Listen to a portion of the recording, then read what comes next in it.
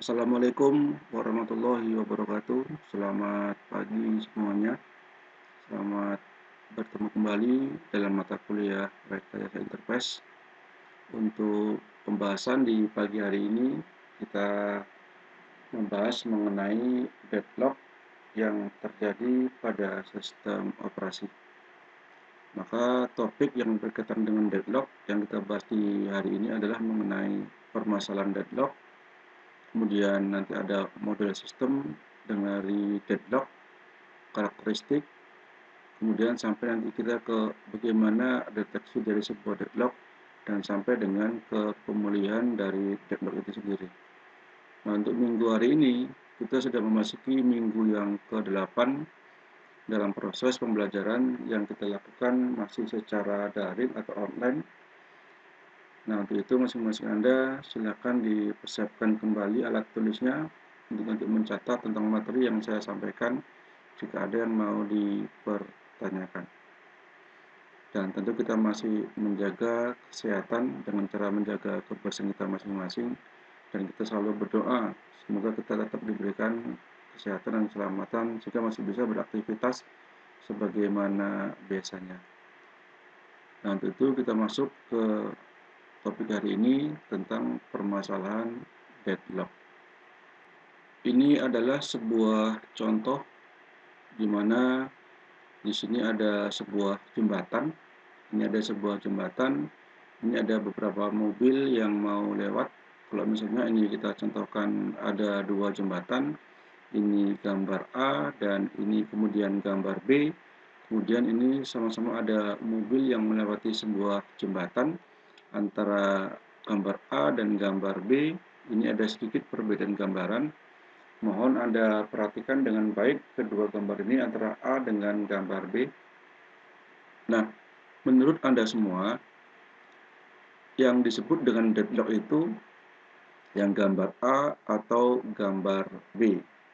Mohon nanti ini diberikan komentarnya dan diberikan jawabannya melalui WhatsApp group. Cukup Anda mengetikkan A atau B saja untuk nanti memahami bagaimana konsep deadlock dari sebuah sistem operasi. Jadi, misalkan ini sebuah jembatan, kemudian ini ada mobil yang mau melewati jembatan tersebut, di mana jembatan tersebut hanya bisa dilewati oleh satu buah mobil. Ya, hanya jembatan ini bisa dilewati oleh satu buah mobil, mana yang nanti akan terjadi sebuah deadlock. A, gambar A atau gambar B. Silakan nanti jawabannya dikirimkan lewat WhatsApp group. Itu kita lanjutkan. Tujuan dari materi pembelajaran tentang deadlock ini adalah di mana nanti masing-masing Anda sebagai mahasiswa mampu untuk mengembangkan suatu deskripsi dari deadlock, artinya mampu memberikan penjelasan secara singkat apa itu gambaran mengenai sebuah deadlock, yaitu bagaimana mencegah kelompok dari proses-proses konkuren pada penyelesaian tugas-tugasnya. Jadi Anda diminta memberikan penjelasan tentang gambaran dari sebuah deadlock yang berkaitan dengan proses-proses yang dilakukan secara berkelompok atau multiprocessing yang lebih dari satu di dalam menyelesaikan tugas-tugas yang dilakukan oleh masing-masing proses tersebut. Dan hal ini sudah kita cobakan di pertemuan minggu yang lalu mengenai penjadwalan proses yang berkaitan dengan strategi dan algoritma yang dipergunakan. Kemudian juga nanti bisa memberikan penjelasan mengenai bagaimana menyajikan sejumlah metode atau cara-cara yang berbeda sehingga terjadinya pencegahan atau menghindari adanya deadlock dalam suatu proses yang ada di sistem komputer. Nah, inilah yang diharapkan dari tujuan materi pembelajaran deadlock ini sehingga nanti Anda bisa memahami apa itu yang disebut dengan sebuah deadlock yang berkaitan dengan proses dan sumber daya yang terdapat di dalam sistem operasi yang bisa dilakukan terhadap sumber daya yang ada di sistem komputer. Nah, yang pertama yang saya pahami bahwasannya kenapa terjadinya sebuah deadlock, maka penyebab utama sebenarnya adalah terbatasnya sumber daya yang digunakan oleh banyak proses. Karena kita tahu di dalam sebuah sistem komputer itu memiliki banyak sumber daya dan masing-masing proses tentu akan menggunakan sumber daya ini. Tetapi karena keterbatasan sumber daya tersebut, inilah yang menjadi penyebab utama terjadinya sebuah deadlock. Sumber daya terbatas, sementara proses yang dipergunakan lebih dari satu atau banyak atau disebut dengan multi processing. Kemudian, setiap proses itu berkompetisi, artinya saling memperebutkan mengenai sumber daya yang ada. Sehingga secara logikanya, kalau kita berebut tentang sumber daya, berebut tentang sesuatu hal, maka tidak ada yang akan mendapatkannya. Ya, saling memperebutkan satu sama yang lainnya, sehingga kegiatan yang dilakukan tidak akan bisa diselesaikan, karena terus berebut dan tidak ada salah satu pun yang mau mengalah. Kemudian, jadi dengan demikian, deadlock berhubungan erat dengan tersedianya sumber daya yang ada di sistem komputer. Karena sumber daya yang terbatas kalau dipergunakan oleh banyak proses, maka ini juga akan terjadi perebutan sumber daya yang menyebabkan tentu terjadinya deadlock. Nah, dengan demikian juga maka deadlock disebut dengan kebuntuan. Kebuntuan dalam artian itu tidak ada jalan lain, buntu ya. Artinya bahwa di dalam sistem operasi terjadi suatu kondisi di mana sekumpulan proses, artinya lebih banyak proses yang dilakukan, lebih dari satu yang dilakukan, tidak dapat berjalan kembali atau tidak adanya komunikasi antar proses.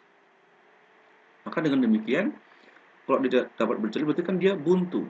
Artinya masing-masing proses akan selalu memperebutkan, akan selalu mempertahankan sumber daya yang diperebutkan tadi, dan tidak ada komunikasi untuk salah satu proses yang akan menyelesaikan prosesnya atau melepaskan prosesnya, sehingga dengan demikian terjadi deadlock, ya, karena masing-masing proses saling menunggu satu yang lain untuk bisa melepaskan prosesnya atau segera menyelesaikan kegiatannya. Sehingga kalau dengan demikian, maka terjadi kebuntuan, terjadi deadlock, terjadi suatu bentuk bentrok sesama proses yang akhirnya tidak ada satupun proses yang dapat menyelesaikan kegiatannya. Ini yang disebut dengan deadlock atau kebuntuan. Nah, berikutnya ini contoh beberapa deadlock yang bisa saja terjadi sebagai analoginya. Keadaan di mana dua proses atau lebih saling menunggu, meminta resource atau sumber daya untuk waktu yang tidak terbatas. Ya, sehingga dengan demikian, kalau dua proses sama-sama saling menunggu, kemudian tidak ada yang mau mengalah tentang penggunaan dari sumber daya yang dipergunakan dan waktunya tidak terbatas, maka terjadi adalah tidak ada proses yang dapat diselesaikan. Nah, ini contohnya seperti kondisi jalan raya di mana terjadi kemacetan, ya. Jadi kalau sebuah jalan raya terjadi suatu bentuk kemacetan misalnya seperti jalan raya, di mana sebuah persimpangan yang A nggak mau mengalah, yang B nggak mau mengalah, sama-sama terjadi benturan di tengah-tengah jalan, maka ini yang menyebabkan terjadinya deadlock, kebuntuan, sehingga yang dari arah A tidak bisa melanjutkan perjalanannya, begitu juga yang dari arah B juga tidak bisa melanjutkan perjalanannya. Sehingga dengan demikian, deadlock adalah efek samping dari sinkronisasi, di mana satu variabel digunakan oleh dua proses atau lebih. Jadi, deadlock juga merupakan efek samping dari sinkronisasi atau penyesuaian, ya, di mana satu variabel atau satu identitas digunakan oleh dua proses atau lebih. Nah, ini juga nggak bisa, karena mestinya satu buah proses itu hanya digunakan oleh satu proses atau satu variabel hanya digunakan oleh satu proses, nggak boleh lebih dari satu proses. Maka juga dikatakan bahwasanya definisi dari deadlock adalah sekumpulan proses yang terblok artinya dia tidak bisa melanjutkan kegiatannya, di mana tiap-tiap proses tersebut memegang sumber daya dan menunggu untuk mendapatkan sumber daya yang sama yang juga dipegang oleh sumber daya yang lain atau dipegang oleh sekumpulan proses yang lain. Sehingga di sini juga tadi dikatakan waktu yang tidak terbatas. Kalau dia menunggu untuk mendapatkan sumber daya atau resource, sementara resource itu juga dipakai oleh orang yang lain, juga nggak bisa. Kecuali proses yang dipegang oleh orang lain, oleh proses lain ini diselesaikan terlebih dahulu. Kalau sudah diselesaikan, baru dia bisa memakainya. Tapi sebelum dia diselesaikan, maka dia tidak akan bisa menggunakannya karena masih diproses oleh proses lain. Nah, maka dengan menunggu tadi seperti di kondisi pertama ini, dua proses yang saling menunggu tanpa waktu yang terbatas, maka inilah terjadi suatu bentuk deadlock. atau keterbuntuan atau proses tidak bisa diselesaikan atau proses berhenti di tengah jalan. Kemudian ini ada sebuah ilustrasi sebuah deadlock. Misalkan proses A memerlukan sumber daya X dan mendapatkannya. Proses B meminta sumber daya Y dan mendapatkannya. Selang beberapa saat kemudian, proses A memerlukan sumber daya Y dan proses B meminta sumber daya X. Maka pada situasi tersebut, dua proses itu terblok dan menunggu secara terus-menerus, dan karena ini terjadi deadlock. Karena menunggu tanpa berhenti, masing-masing proses sedang dipergunakan oleh A maupun oleh si B, tapi kemudian tiba-tiba terjadi silang. A minta yang ada di B dan B minta ada yang di A. Jadi kalau seperti ini dapat kita gambarkan sebagai berikut. Misalnya ada proses A, ya. Misalnya di sini ada proses A, kemudian proses A ini meminta sumber daya X, dia di sini meminta sumber daya X dan mendapatkan sumber daya X untuk diproses. Nah, ini mendapat sumber daya X untuk diproses. Kemudian yang kedua, ada proses yang dilakukan oleh B. B meminta sumber daya Y untuk dilakukan pemrosesan. Ini ada sumber daya Y untuk diproses dan Y didapatkan untuk diproses oleh si B. Nah, ini gambaran dari ilustrasi tersebut, di mana proses A menggunakan sumber daya X dan proses B menggunakan sumber daya Y. Namun secara tiba-tiba untuk proses A itu meminta sumbernya. Beberapa saat kemudian proses A memerlukan sumber daya Y. Berarti tiba-tiba proses A meminta sumber daya Y, sementara sumber daya Y sedang dipergunakan oleh sumber daya B. Dan tiba-tiba juga sumber daya B meminta proses sumber daya X, di mana sumber daya X itu sedang dipakai oleh sumber daya A. Nah, ini terjadi deadlock. Kenapa? Karena A tadi tiba-tiba minta sumber daya Y, sementara dia sedang menggunakan sumber daya X, belum diselesaikannya, dan kebetulan sumber daya Y yang sedang diproses oleh sumber daya B juga belum diselesaikannya. Maka si A kan harus menunggu sampai B juga menyelesaikan sumber daya Y-nya. Dan sebaliknya, tiba-tiba sumber daya B meminta sumber daya X yang sedang dipergunakan oleh sumber daya A. Dan sumber daya B belum menyelesaikan sumber daya Y. Sehingga sumber daya proses B menunggu sumber daya X untuk diselesaikan oleh sumber daya A. Nah, dengan demikian kan sumber daya A menunggu sampai sumber daya B menyelesaikan proses sumber daya Y, dan proses B menunggu sumber daya X sampai proses A menyelesaikan proses dari kegiatan penggunaan sumber daya X-nya. Nah, kalau kedua-duanya saling menunggu, kemudian apa yang terjadi? Saling menunggu tanpa diketahui kapan selesainya, maka ini terjadi satu bentuk deadlock. Karena sama-sama saling menunggu dan sama-sama saling memproses dan sama-sama saling membutuhkan sumber daya yang sedang dipergunakan oleh sumber daya yang lain. Nah, maka keadaan demikianlah yang menyebabkan terjadinya sebuah deadlock atau kebuntuan atau pengeblokan, dikarenakan sumber daya yang diinginkan masih dipakai oleh sumber daya yang lain, sehingga dengan ilustrasi demikian terjadi suatu bentuk deadlock atau kebuntuan atau proses tidak bisa dijalankan dikarenakan sumber daya yang masih dipakai oleh proses yang lainnya. Contoh tentang model-model dari deadlock, di mana kita bisa melihat kalau misalnya ini sebuah contoh kegiatan proses A misalnya tentang penggunaan sumber daya. Ini contoh bagaimana proses deadlock yang terjadi di jalan raya. Kita masuk ke yang poin A terlebih dahulu. Ini ada proses 1, kemudian dia sedang menggunakan resource 1 atau sumber daya 1. Kemudian proses 1 juga menggunakan sumber daya atau resource 2. Sementara resource 2 dipergunakan oleh proses 2. Kemudian juga proses 2 meminta sumber daya 3 dan proses 3 masih dipergunakan oleh proses sumber daya 3 dipergunakan oleh proses 3. Tiba-tiba proses 3 meminta sumber daya 1 yang sedang dipergunakan oleh proses 1. Ini juga terjadi sebuah deadlock. Karena masing-masing resource ini, masing-masing sumber daya ini sedang dipergunakan oleh masing-masing proses dan masing-masing proses belum menyelesaikan prosesnya, belum menyelesaikan kegiatannya. Dan tiba-tiba juga masing-masing proses meminta sumber daya lain yang juga sedang dipergunakan proses oleh sumber daya yang lain juga. Nah, ini terjadi kondisi deadlock. Nah, kita lihat ini seperti di jalan raya.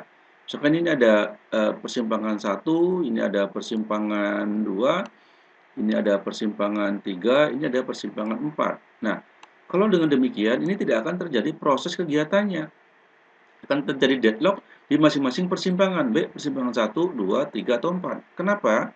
Karena arah mobil yang mau menuju ke bawah dan mobil yang mau menuju ke sebelah kiri misalnya, ini mobil yang mau menuju ke sebelah kiri misalnya, ya, ini nggak akan bisa berjalan yang mobil di sini sebelum mobil yang mengarah ke bawah ini, mobil yang mengarah ke bawah maupun nanti mobil yang mengarah ke atas ini menyelesaikan kegiatannya sampai iring-iringan mobil ini selesai. Sehingga kalau iringan mobil ini sampai selesai, maka mobil yang mengarah ke kiri ini bisa berjalan.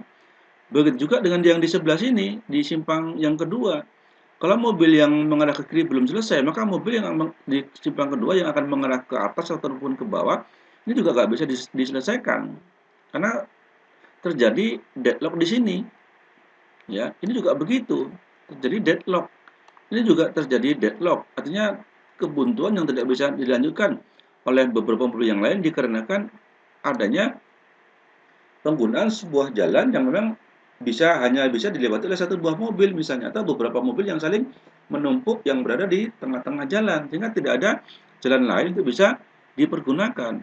Ini deadlock, kecuali masing-masing mobil ini sudah menyelesaikan arusnya, menyelesaikan kegiatannya, atau selesai dulu mobil yang mengarah ke bawah, baru bisa dilanjutkan dengan mobil yang mengarah ke sebelah kiri atau ke sebelah kanan. Begitu juga dengan sebaliknya. Jadi artinya untuk kita bisa menggunakan sebuah sumber daya, maka sumber daya itu harus diselesaikan terlebih dahulu, baru kita bisa menggunakannya. Nah, konsep inilah yang kita implementasikan kemarin di dalam strategi penjadwalan proses, di mana kita bisa menggunakan strategi yang non-preemptif dan strategi preemptif, di mana ada sumber daya yang harus diselesaikan dulu, baru bisa dilanjutkan dengan proses yang lain, atau juga sumber daya dengan berdasarkan prioritas. Nah, kalau di sini berdasarkan prioritas, mana yang didahulukan? Mobil yang mengarah ke bawah atau mobil yang mengarah ke sebelah kiri atau sebelah kanan? Nanti yang lain bisa berjalan jika proses masing-masing ini diselesaikan terlebih dahulu. Nah, ini contoh mengenai beberapa model deadlock yang berkaitan dengan keterbatasan sumber daya, karena memang masing-masing sumber daya tersebut sedang diproses atau sedang dipergunakan oleh proses yang lain. Ya, ini beberapa contohnya. Nah, ini berkaitan dengan permasalahan sebuah deadlock. Tadi ini kita sudah memberikan contohnya. Sebenarnya contohnya hampir sama. Ini kita contohnya, ini juga misalkan seperti ini, ya. Nanti silakan Anda lebih dipahami lagi berkaitan dengan contoh-contoh ini bagaimana misalnya penggunaan proses P1, proses P2 yang membutuhkan sumber daya B, membutuhkan sumber daya A, nanti bisa begitu dan seterusnya. Nanti silakan saja dipahami tentang contoh ini karena ini sudah kita berikan contoh di sebelumnya. Ini juga contoh bagaimana tadi sebuah jembatan penyeberangan untuk terjadinya sebuah deadlock. Misalkan contoh sebuah penyeberangan yang kita contohkan tadi. Jadi kalau misalnya ini adalah sebuah jembatan penyeberangan, di mana jembatan ini bisa dimasuki oleh satu mobil yang hanya menggunakan satu arah, tiba-tiba ada dua mobil, yaitu mobil satu dan mobil yang kedua yang berada di posisi tengah-tengah. Maka kalau di salah satu ini tidak ada yang mau mengalah, sama-sama saling menunggu, ya maka terjadi deadlock. Nah, sehingga kalau dia terjadi deadlock, kemudian sama-sama mengalah, juga akan terjadi pengulangan atau starvation yang memungkinkan. Ya. Kemudian juga di dalam hal ini tentu nanti juga akan berakibat kepada mobil-mobil yang lain, kepada sumber daya yang lain, sehingga juga tidak dapat dilakukan pemrosesan karena adanya deadlock di proses yang sedang berjalan seperti ini.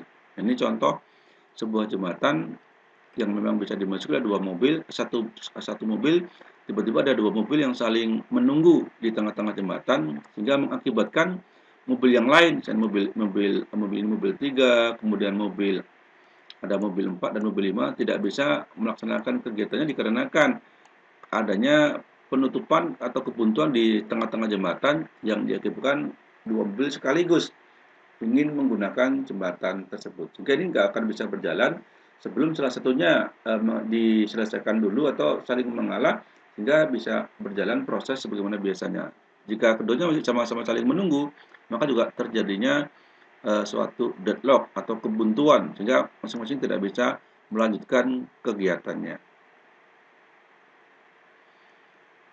Kemudian, kita juga perlu mengetahui tentang karakteristik dari sebuah deadlock atau kondisi-kondisi di mana terjadinya sebuah deadlock. Maka beberapa karakteristik ini disebut dengan namanya mutual exclusion, halt and why, kemudian no preemptive, dan ada circular wide. Nah, inilah beberapa karakteristik yang berkaitan dengan sebuah deadlock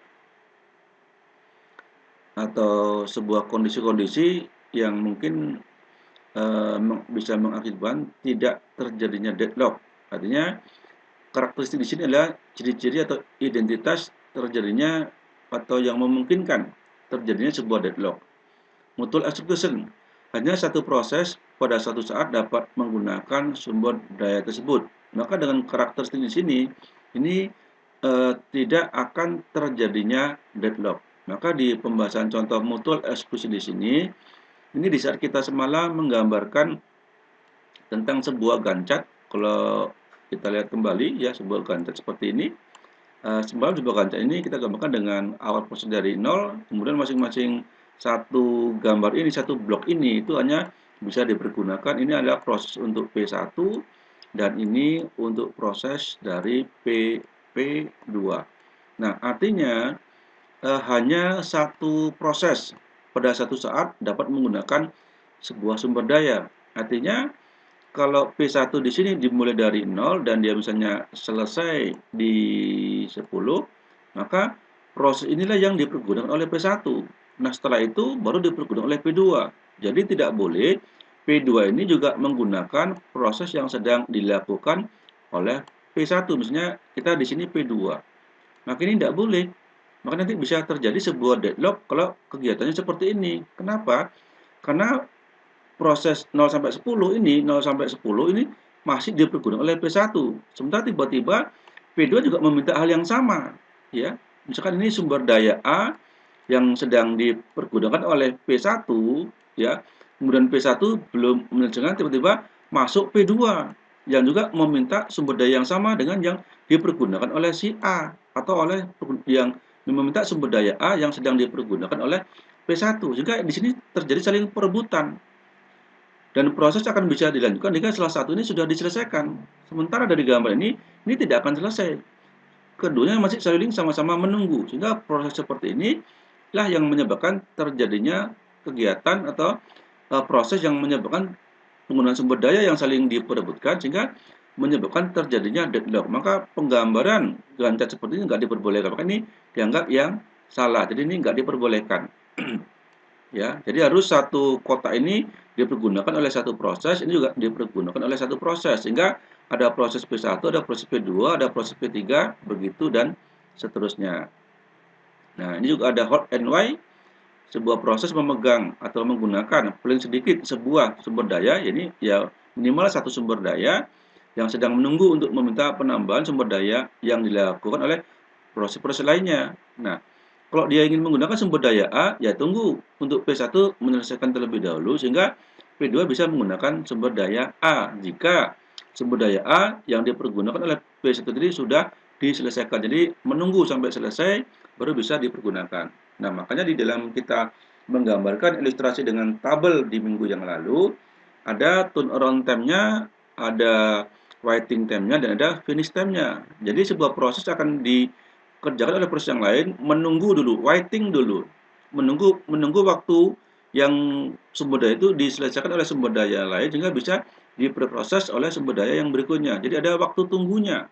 Tentu ini disesuaikan dengan strategi algoritmanya dan menggunakan algoritma apa untuk bisa mengilustrasikan sebuah proses penjadwalan yang dipergunakan dengan tabel, gancat maupun menggunakan grafik yang sudah kita jelaskan di minggu yang lalu dan juga sudah dicontohkan dengan beberapa tugas-tugas yang Anda buat sebelumnya. Nah, ini tentang karakteristik dari sebuah deadlock. Nah, selanjutnya sebagai kesimpulan kita di pertemuan minggu ini berkaitan dengan deadlock adalah situasi di mana satu atau lebih proses tidak akan pernah selesai tanpa adanya recovery. Ini artinya pengulangan kembali, ya. Jadi proses bisa dilanjutkan jika salah satu ada melepaskan prosesnya atau sudah menyelesaikan kegiatannya sehingga bisa diulang kembali oleh proses yang lain untuk bisa melanjutkan kegiatannya. Kemudian, 4 kondisi penting untuk deadlock ada mutual exclusion, hot and why, circular web, dan ada no preemptive. Ini bukan no, tapi ini adalah non preemptive yang merupakan salah satu strategi di mana kita lihat bahwasanya ada dua strategi, yaitu strategi non preemptive dan strategi preemptive.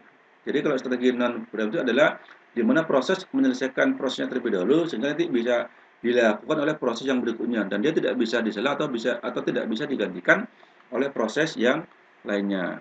Nah, kemudian deadlock ini bisa diatasi, ya. Artinya deadlock bisa diatasi dengan berbagai macam strategi, misalnya dengan preventif. Preventif sama dengan pencegahan.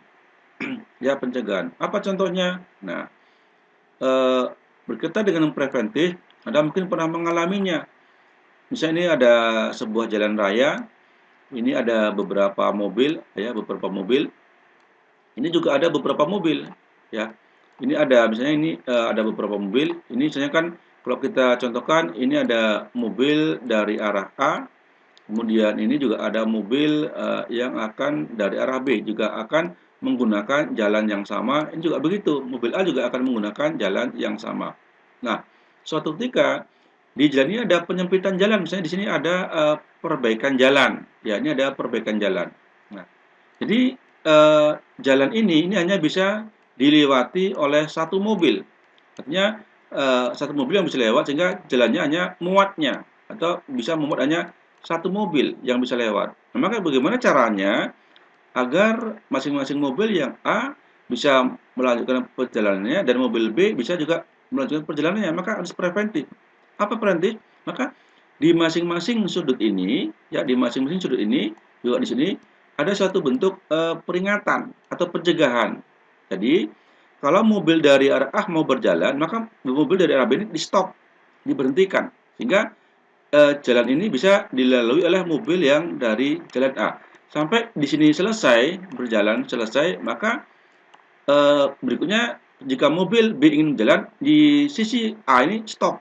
Jadi dilakukan satu bentuk pencegahan atau preventif dengan cara memberhentikan sementara proses dari A atau memberhentikan sementara proses dari B sehingga proses A bisa berjalan. Begitu juga dengan sebaliknya. Kalau mobil B ini mau berjalan, maka berhentikan dulu yang mobil A. Sehingga jalan ini yang hanya tadi bisa dilalui oleh satu buah mobil, ini bisa berjalan. Dan mobil A bisa berjalan jika semua antrian di mobil B ini bisa, semobil ini sudah selesai berjalan, sudah selesai melaksanakan kegiatannya, sehingga bisa digantikan dengan mobil A. Begitu juga dengan sebaliknya. Nah, saya kira kondisi ini juga sering Anda jumpai, misalnya ada pembangunan jembatan, misalnya atau ada jalan yang putus dan segala macamnya, sehingga terjadi penyempitan jalan yang menyebabkan untuk bisa melaluinya harus satu mobil yang bisa berjalan. Maka supaya nanti ini bisa berjalan semua prosesnya dan supaya tidak terjadi deadlock harus adanya preventif pencegahan, ya. Sehingga hal ini bisa berlanjut proses kegiatannya. Kalau nanti di sini nggak ada di stop dulu, nggak ada preventifnya, maka terjadi deadlock di tengah-tengah ini karena masing-masing saling menggunakan jalan yang sama, padahal jalan itu hanya bisa dilalui untuk satu buah mobil saja. Kalau mobil A jalan, mobil B jalan, ya terbentrok di sini. Maka nanti di sinilah terjadinya deadlock jika tidak ada yang mau mengalah. Maka untuk itu harus dilakukan pencegahan dengan cara memberhentikan saat mobil A atau memberhentikan mobil B jika salah satu A atau B ini ada yang berjalan. Kemudian juga ada avoidance untuk pencegahannya, kemudian ada detection and recovery. Nanti tentang hal ini silakan Anda cari saja definisinya di beberapa referensi yang ada. atau menggunakan fasilitas dengan teknologi internet atau dengan e-book dan yang lainnya mengenai bagaimana sebuah deadlock bisa diatasi dengan strategi preventif yang kita contohkan tadi ini, atau dengan obedient atau dengan detection and recovery. Ini kesimpulan mengenai deadlock yang dilakukan sebuah proses oleh sistem operasi tentang penggunaan beberapa sumber daya yang terdapat di sistem komputer. Kemudian ada tugas mandiri. Nanti silakan Anda lihat di dalam Google Classroom tentang tugas mandiri yang harus Anda kerjakan dan harus Anda pahami nanti bahwasanya untuk kita bisa membuat tugas mandiri ini mohon nanti dibaca dengan teliti tentang ketentuan yang ada di dalam tugas tersebut sehingga Anda di dalam mengirimkan tugasnya tidak terjadi kesalahan lagi. Nah, silakan nanti lihat saja tugasnya di Google Classroom. Demikian yang bisa saya sampaikan di pertemuan kita di hari ini. Terima kasih untuk semua perhatiannya dan nanti silakan dilanjutkan dengan tugas mandirinya dan nanti jika ada yang kurang jelas bisa kita diskusikan melalui grup yang sudah kita persiapkan dengan WhatsApp grup untuk menanyakan tentang apa yang tidak Anda pahami. Terima kasih untuk semua perhatiannya dan tetap jaga kesehatan dengan cara menjaga kebersihan masing-masing dan selalu kenakan masker serta cuci tangan dan menjaga jarak. Mudah-mudahan kita semua selalu diberikan kesehatan dan keselamatan sehingga kita bisa tetap menjalankan aktivitas kita dan insya Allah kita ketemu lagi di minggu depan. Demikian dan terima kasih. Wassalamualaikum warahmatullahi wabarakatuh.